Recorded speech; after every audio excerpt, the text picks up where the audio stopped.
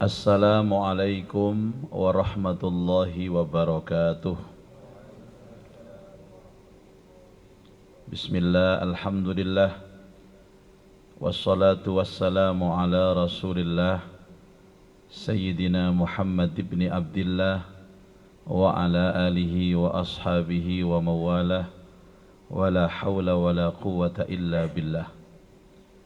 Subhanaka la ilma lana illa ma 'allamtana innaka antal alimul hakim.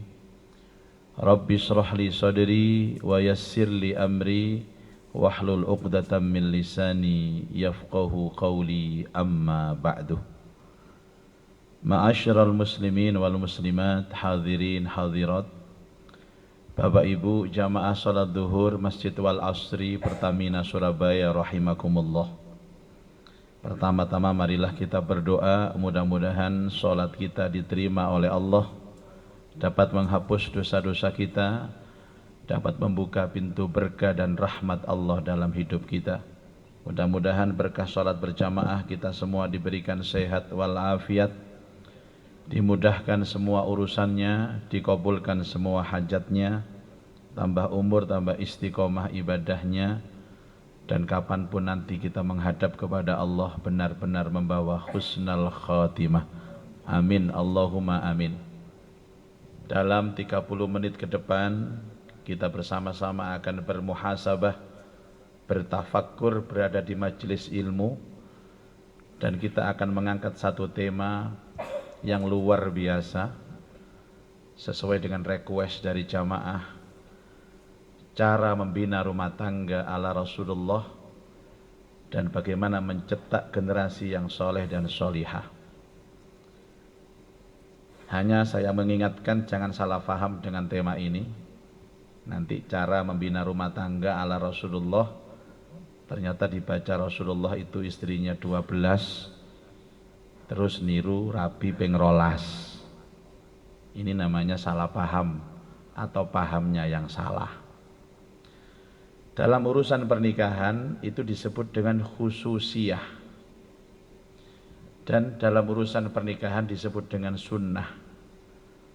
Makanya ada satu kalimat, an-nikahu sunnati faman raghiba an sunnati falaysa minni. Nikah itu sunnahku, barang siapa yang membenci sunnahku maka dia bukan kelompok umatku.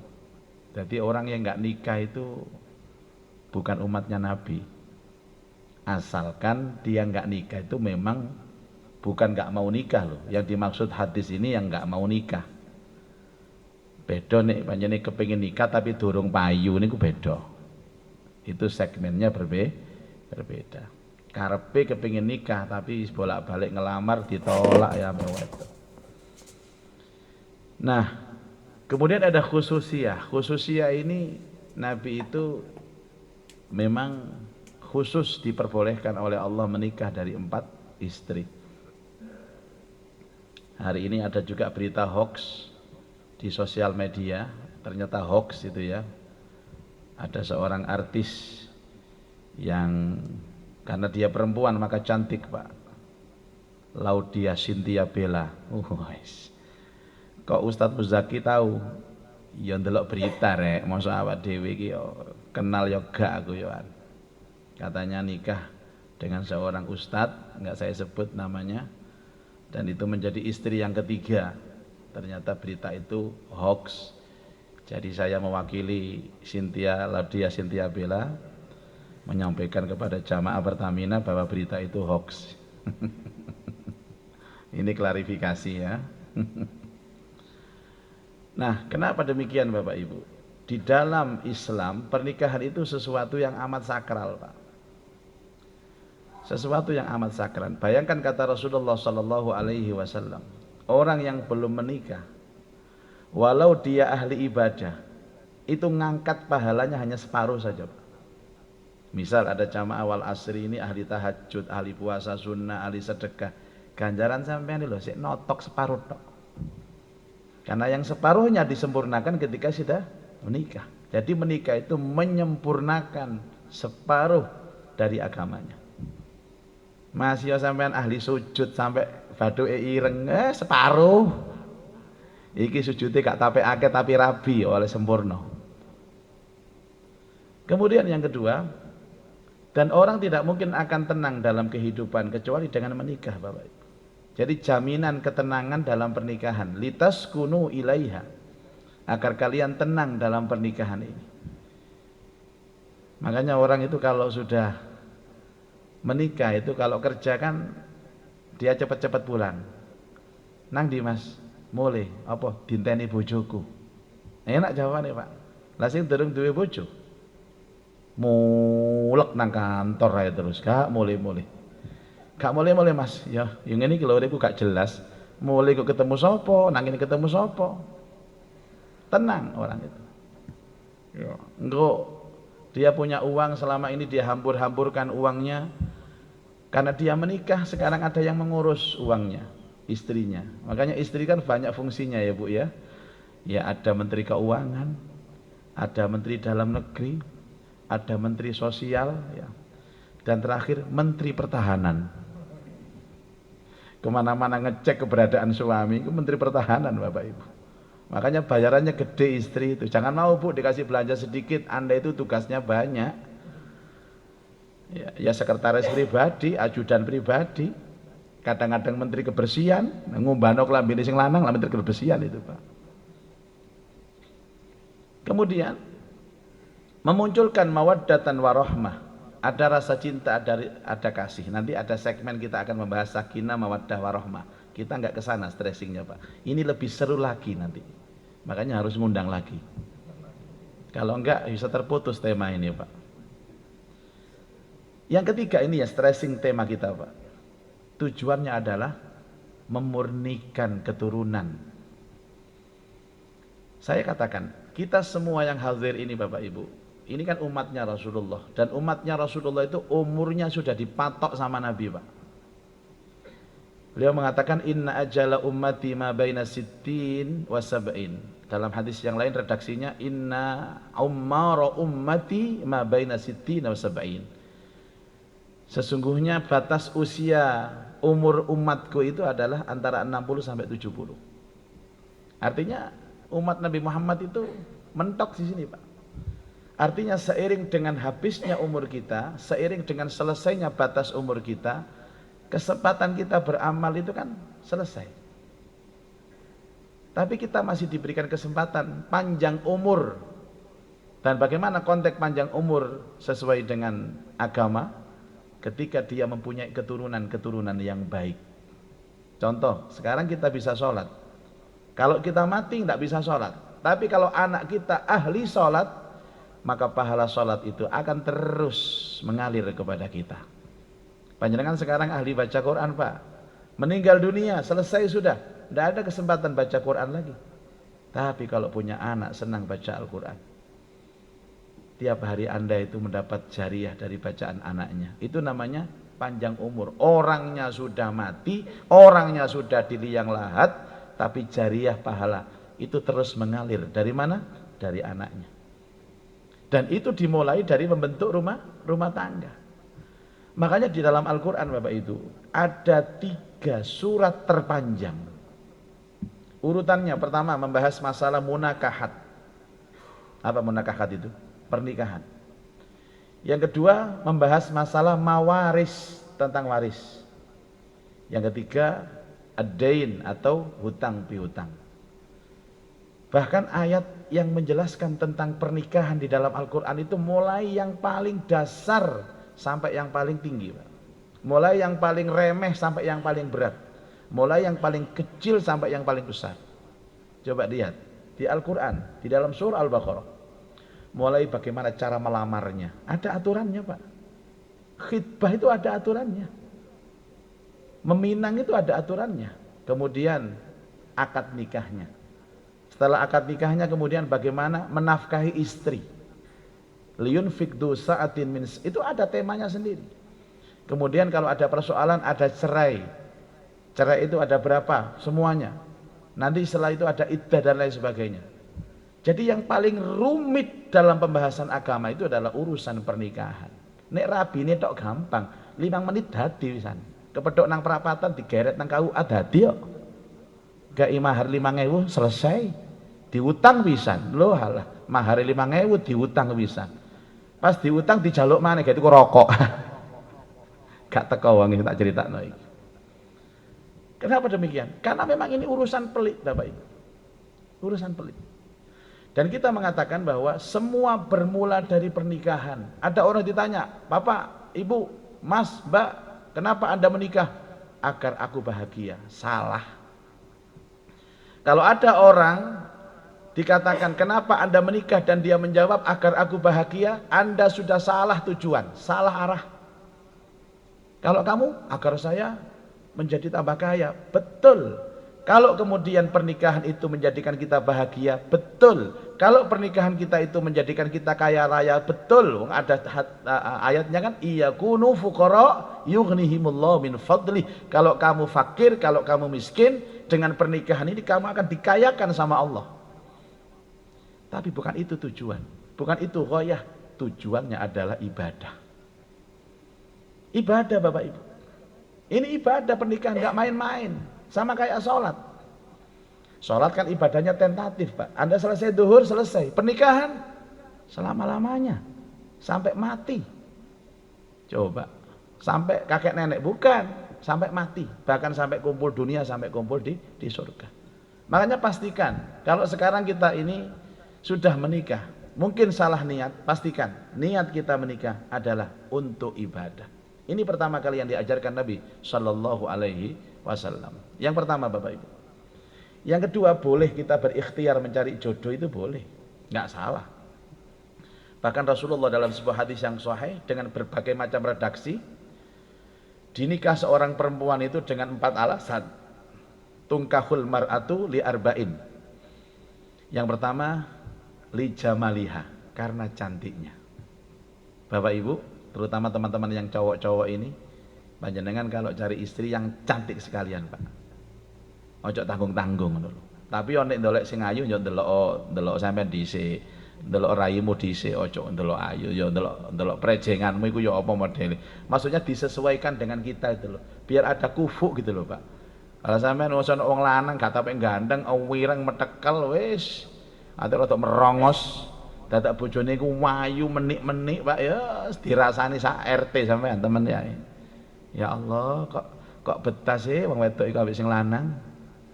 Di sapa Mbak? Ambek sapa Mbak? Ambek ingon-ingone ta Mbak sampean Mbak? Enggak, jangan sampai kita menikah itu dengan jodoh kita itu dirasani wong Pak. Dikatakan, kenapa kok Rasulullah mengatakan cari pasangan yang cantik? Kenapa? Supaya menenangkan hati. Tapi konteks itu tidak harus yang cantik. Cantik itu kan relatif toh Bapak Ibu. Cantik itu relatif Pak. Saya kemarin dikirimi foto Pak, ya namanya sosmed ini gimana Kak didelok ya apa?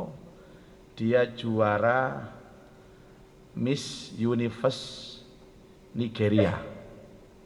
Juara Miss Universe Nigeria. Masya Allah.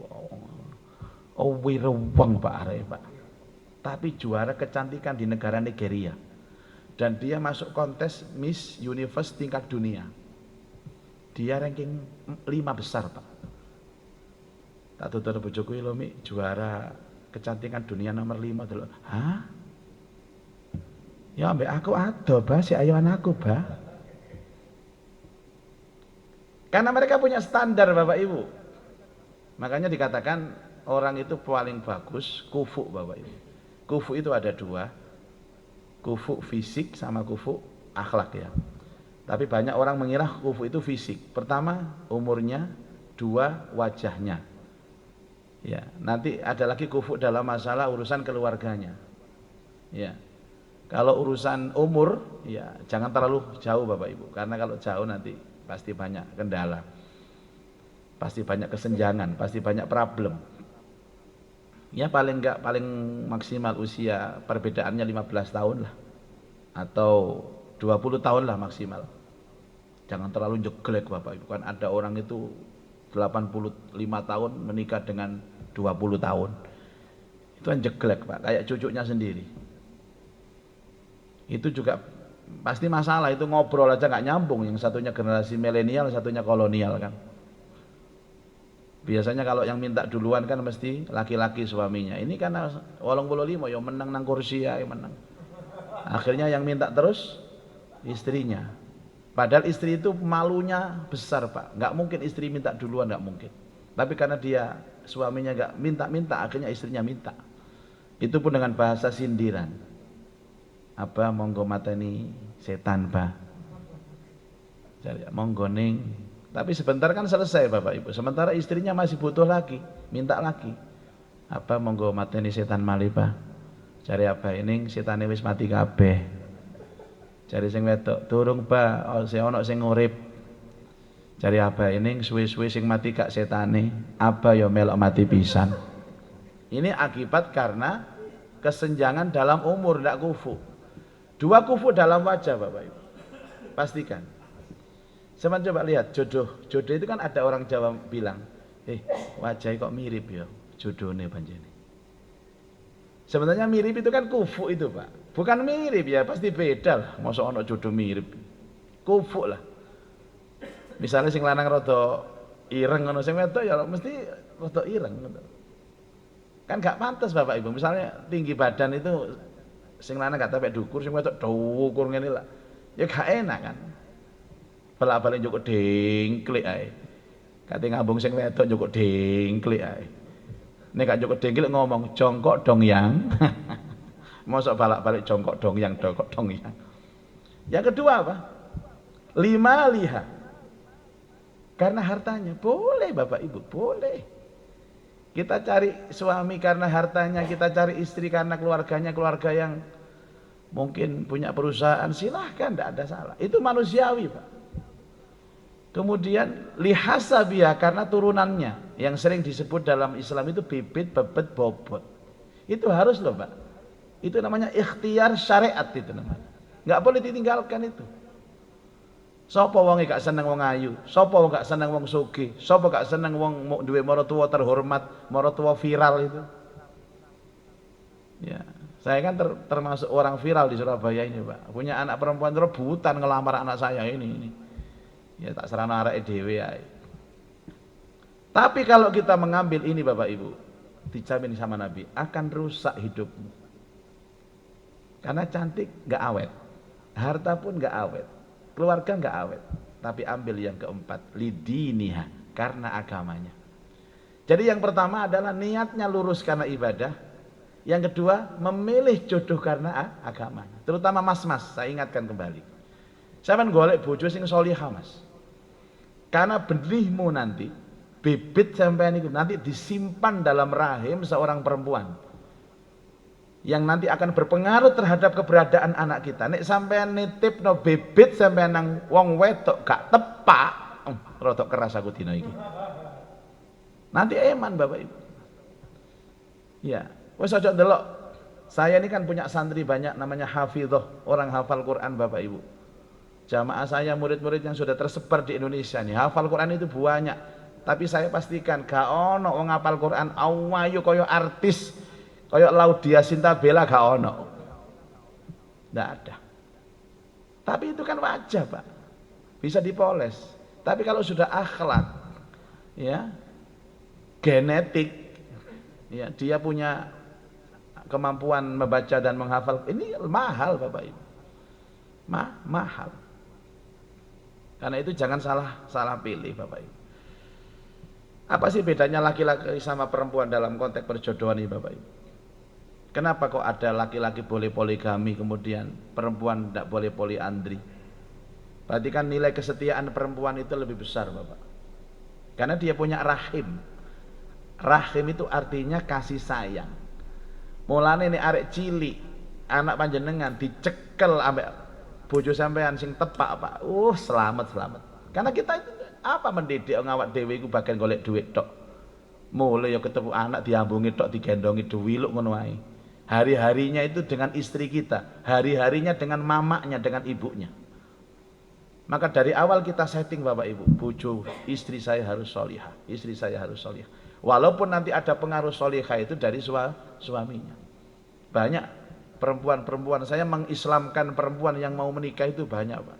Dan ketika dia mau seorang mu'alaf, masuk Islam, belajar Islam, sing lanang juga telaten didik dia, jadilah dia orang-orang yang solihah.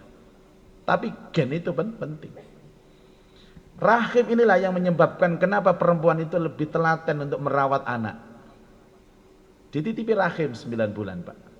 Kemudian rahim inilah yang menyebabkan perempuan lebih kasih sayang kepada anak. Dan perempuan itu cenderung lebih setia dibandingkan laki-laki.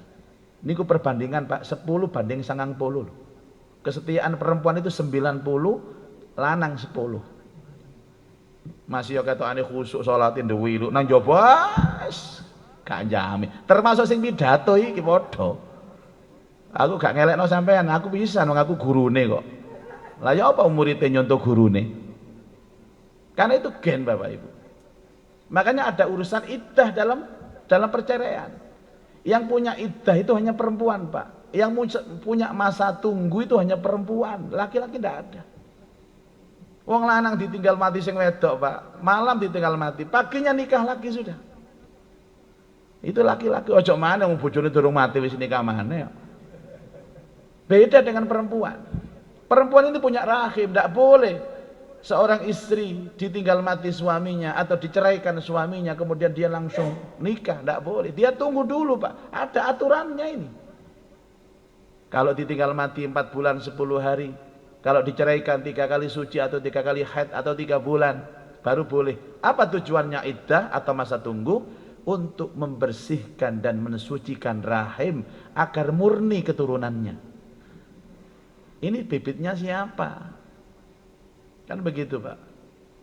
Nah, itu sudah diukur sama agama. Kalau ini sudah bersih, sudah suci. Jadi nanti kalau dia menikah lagi setelah masa iddah, dipastikan bahwa kalau dia punya anak, itu anak dari hasil suami yang baru.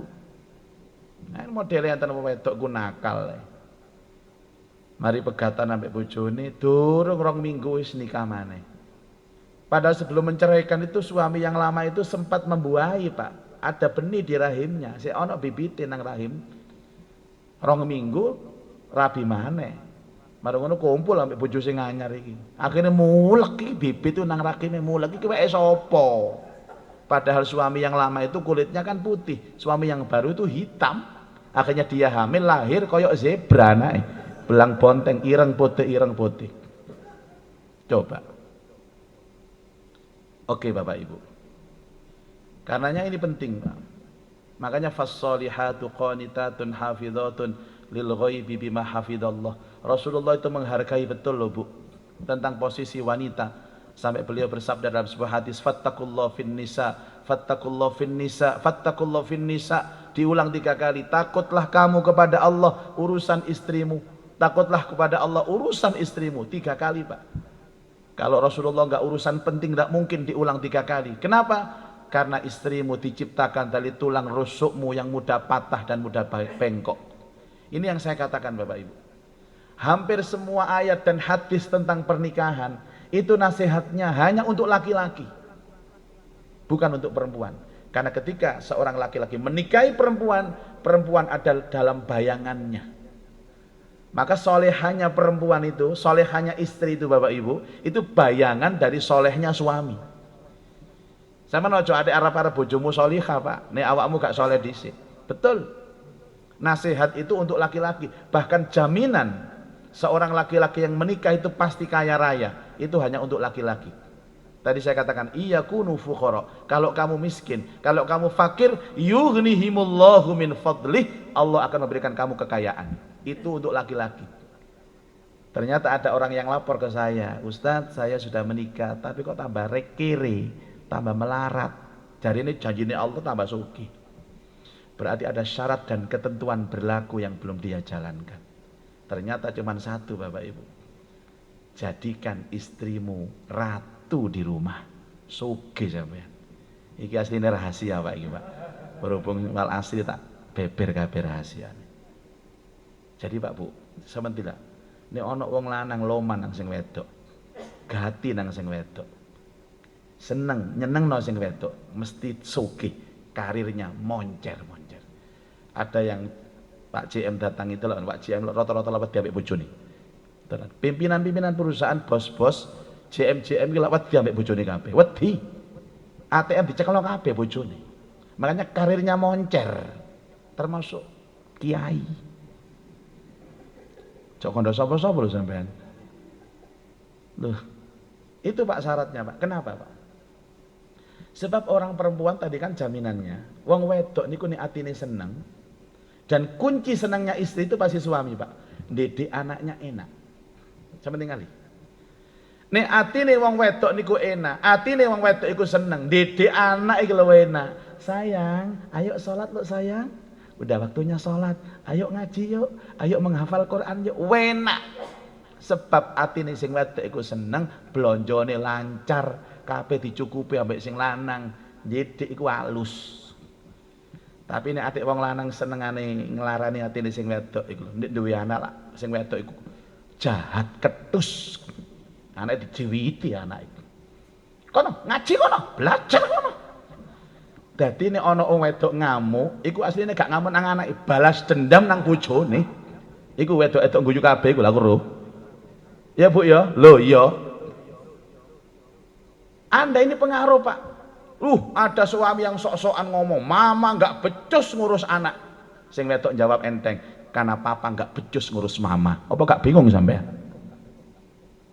Jadi jangan dikira pengaruh kita itu Bu, transformasi. Nanti yang menyentuh anak kita jadi anak baik nggak baik itu istri kita Pak. Tapi yang menyentuh istri kita itu kita. Nek bojo sampean atine enak, didik anak iku enak. Nek bojo sampean atine gak enak, didik anak mesti gak enak. Ayo ditenono. Ini survei Pak, dan dalilnya banyak. Makanya saya kepentingan pokoknya bojoku atine kudu enak. Ya apa carane? Tak seneng terus. Belonjo tak tambah-tambahi terus. Biasa sehari itu 50.000, sekarang saya tambahi 51.000. Asline padha medhite. Coba. Jadi Anda tiap hari Pak memarahi istri Anda, membuat Anda istrinya sakit hati, belonjo sewerete, tadi bojo iki ngelu. Saya jamin, tidak ada anak cerdas dibentuk dengan rumah tangga yang model seperti ini. Tidak ada anak soleh solihah dibentuk dengan model seperti ini. Tapi nek sampeyan iso nyenengno bojo sampeyan Pak, dunia ada dalam genggamanmu. Lah seneng yang wedok iku cuma siji, duit. Ini iki lho. Iki lo korbane iki. Makanya saya itu diundang Pertamina seperti itu atas nama istri saya Pak. Aku gak arep-arep toko takmir iki. Bojoku sing arep-arep nang omah. Kandhane sampeyan gak percaya. Coba. Rasulullah Shallallahu Alaihi Wasallam. Coba dalam konteks ini kan sederhana sekali Pak. Bagaimana kita berharap anak-anak kita ini solihah baik. Padahal mereka disentuh oleh mamanya, ibunya.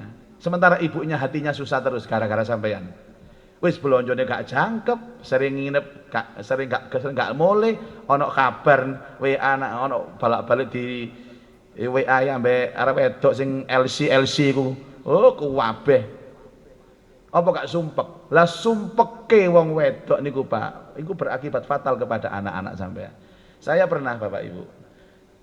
Anak saya pertama itu istri saya hamil ya. Saya sowan ke kiai yang paling sepuh. Waktu itu ketemu Yai Khozin Sidoarjo.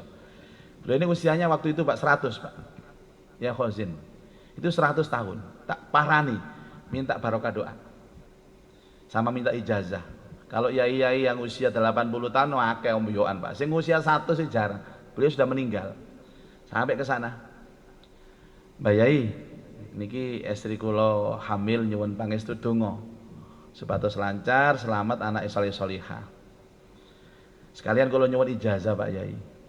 Dia kan tahu saya hafal Quran Pak. Wis ngaji Quran sing akeh. Cuman aku pesen nang kon siji yo. Ojo ngelarani atine bojomu.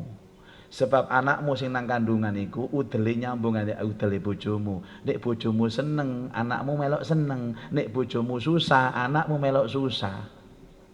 Bojoku mesam. Rungokno kupingmu. Aku ngene, waduh lah apa nang Yai Timor. Tapi saya muhasabah, malam saya pikir terus betul Bapak. Hari-hari ini bojo kali anak niku nyambung. Makanya mulai meteng tak seneng notok. Sama njaluk apa Mi? Aku terkenang belauran ya. Apa? Tuku mas-masan. Ya ojo bendino rek tuku mas-masan. Nek tuku rujak bendino tak tukokno sampeyan. Nek mas-masan ojo bendino rek ya jugruk bandare.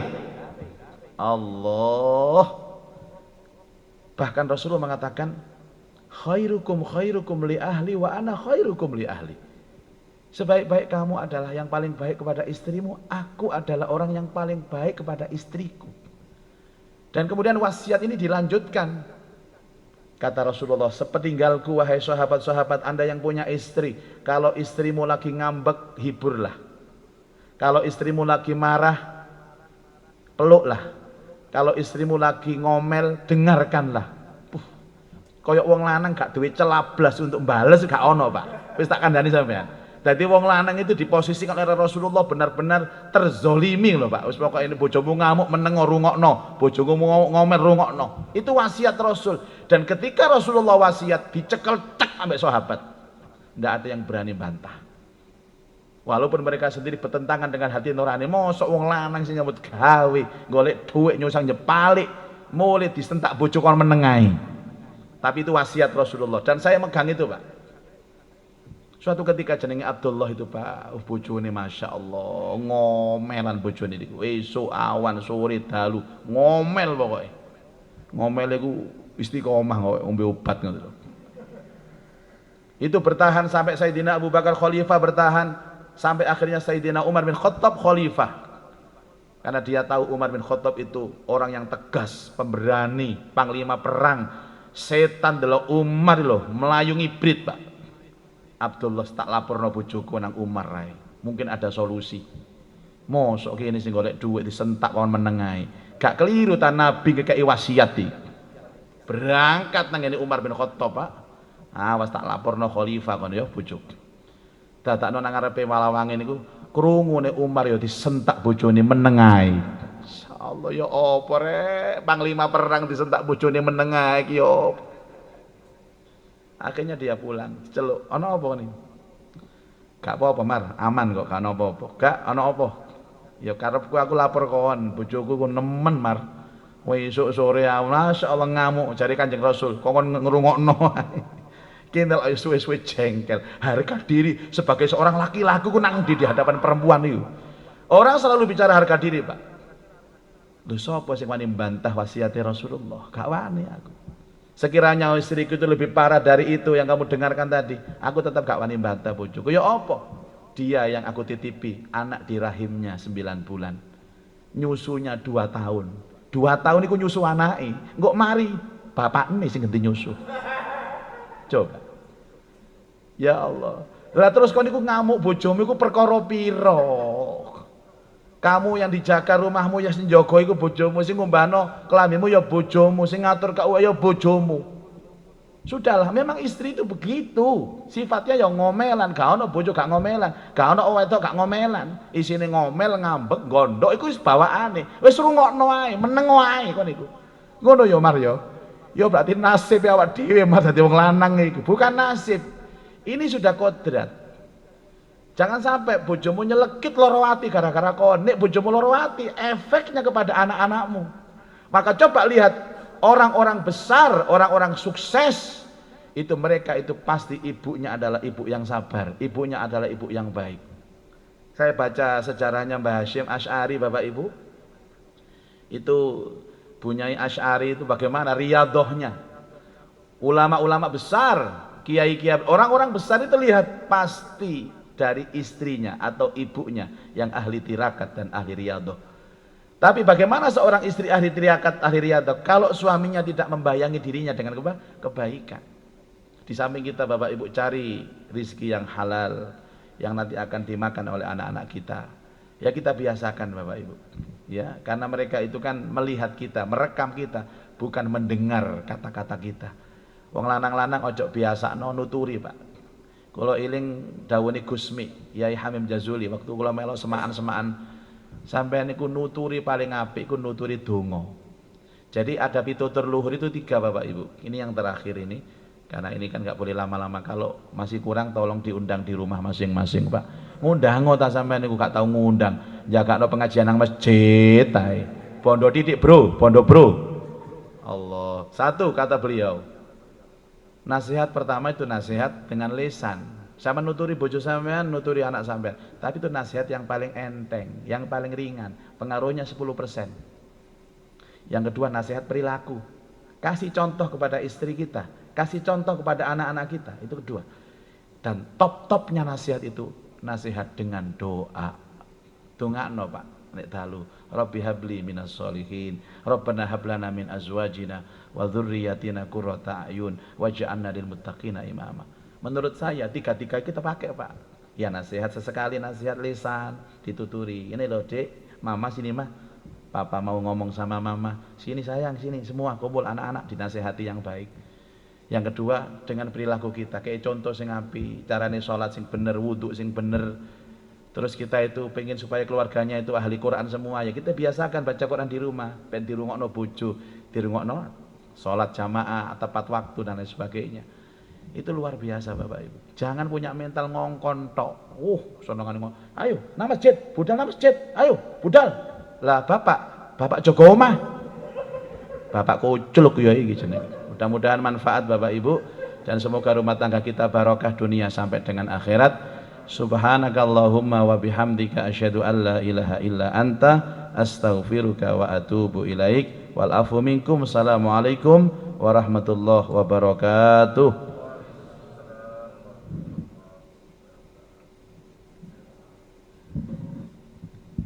Ya lah Bapak kuculuk.